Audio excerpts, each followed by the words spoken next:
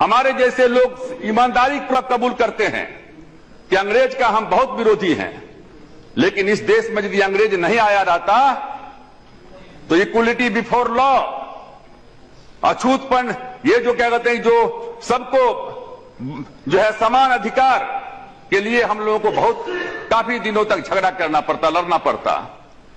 अंग्रेज ने सारे कुरीतियों में से बहुत कुरीति को उन्होंने खत्म करने का काम किया, एक सिस्टम देने का काम किया। बाबा साहब अम्बेडकर ये पूना पैक्ट, बहुत लोग कहते हैं आरक्षण आरक्षण आरक्षण क्यों हो, मैं उस पर बाद में आऊंगा, लेकिन ये पूना पैक्ट क्यों लगाया गया था? अंग्रेज ने कहा था कि देश की आजादी मिलेगी, बाबा साहब अम्बेडकर ने कहा था हमारा क्या होगा। कॉमनल अवार्ड दिया गया था, कॉमनल अवार्ड, उस कॉमनल अवार्ड के तहत कहा गया था कि रिजर्व कंस्टिट्यूएंसी में 2 वोट का अधिकार होगा दलितों को, शेड्यूल्ड कास्ट के लोगों को। एक रिजर्व कंस्टिट्यूएंसी में सिर्फ जो रिजर्व कैटेगरी के मतदाता हैं वो अपने प्रतिनिधि को चुनेंगे, और दूसरा वो मतदाता को यह भी अधिकार रहेगा कि दूसरा जनरल क्या कहते हैं कि जनरल उम्मीदवार को भी चुनने का काम करे। इस पर हुआ कि देश में जो है काफी डिवीजन हो जाएगा, और फिर बाबा महात्मा गांधी जी को अनशन के ऊपर में जाना पड़ा अरबदा जेल में, और अनशन के बाद जो है काफी दिनों के बाद जो है पूना पैक्ट हुआ, और उसके बाद क्या कहते हैं कि ये आरक्षण की जो सारी प्रक्रिया है, ये सारी की सारी प्रक्रिया जो क्या कहते हैं कि लाई गई। इसलिए मैं आपसे कहना चाहता हूं, जहां तक सवाल है, सवाल ये नहीं है कौन हिंदू है कौन मुसलमान है, सवाल है कौन देसी है कौन विदेशी है। मुसलमान 2 थे, एक मुसलमान था इब्राहिम लोदी और एक मुसलमान था बाबर। बाबर जब आया था देश में तो बाबर के साथ में कौन लड़ने का काम किया था? इब्राहिम लोदी ने लड़ने का काम किया था। एक देसी था एक विदेशी था। देश की आजादी मिली, फांसी के फंदे को चूम लिया खुदीराम बोस हिंदू था, फांसी के फंदे को चूम लिया सरदार भगत सिंह सिख थे, फांसी के फंदे को चूम लिया इस्फाकुल्ला खान मुसलमान था। इस्फाकुल्ला खान ने कहा था बिस्मिल का वो लाइन कि सरफरोशी की तमन्ना अब हमारे दिल में है, देखना है जोर कितना बाजुए का दिल में है, कह करके फांसी के फंदे को चूम लिया था। बहादुर शाह जफर मुगल सल्तनत का अंतिम बादशाह था। बहादुर शाह जफर को अंग्रेज ने पकड़ लिया था।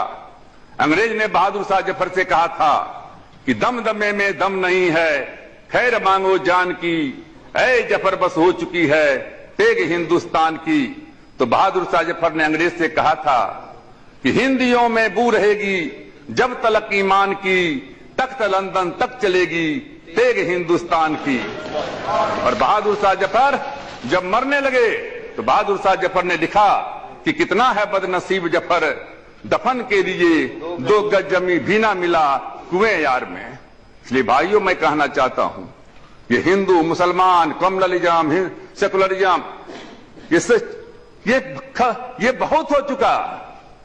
आप बताओ आजादी के 66 साल के बाद भी आज दलितों की स्थिति क्या है, आज पिछड़ों की स्थिति क्या है, आज मुसलमानों की स्थिति क्या है, आज गरीबों की स्थिति क्या है।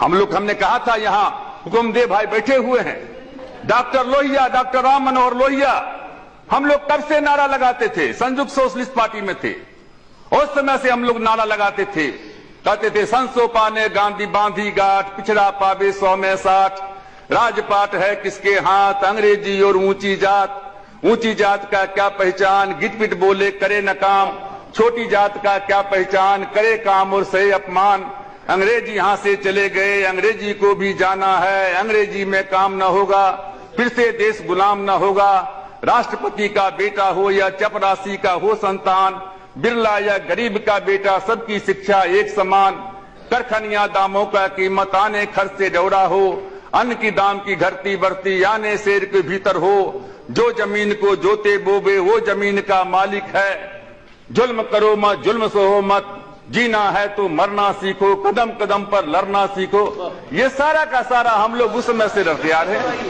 आज भी क्या कहते कोई चीज चल रहा है। इसलिए मैं उपाध्यक्ष जी मैं आपसे कहना चाहता हूं मैं आपसे कहना चाहता हूं कि संविधान, कोई संविधान कितना भी अच्छा क्यों ना हो, यदि उसे लागू करने वाले लोग बुरे निकले, प्लीज हम दोनों के लिए